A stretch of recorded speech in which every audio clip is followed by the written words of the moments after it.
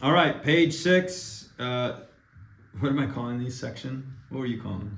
Section. Section 24, entire contract.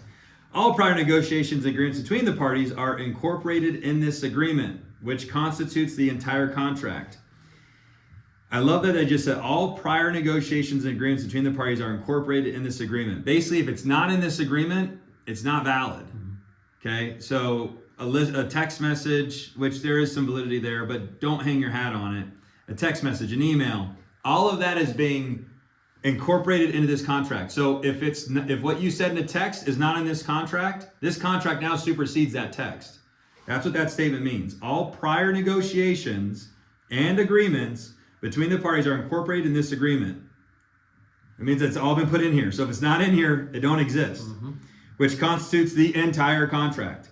Its terms are intended by the parties as a final, complete, and exclusive expression of their agreement with respect to its subject matter and may not be contradicted by evidence, of any prior agreement or how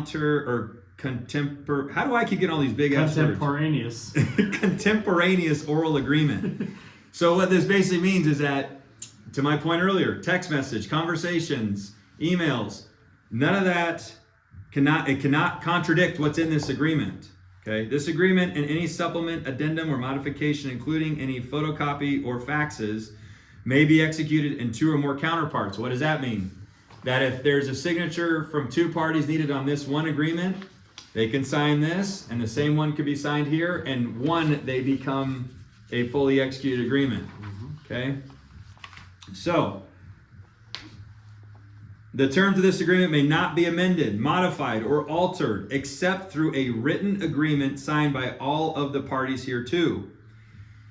That means that you cannot just change this unless everybody signs off on it, and they want us to use a specific form to do that. That form is, the parties agree that an MLS change order signed by broker and seller shall act as a valid written addendum to this agreement. So if you need to change anything in the listing agreement, you will use the MLS change order form, of which, in order for it to be effective, needs to be signed by the broker, me, and the seller, your client.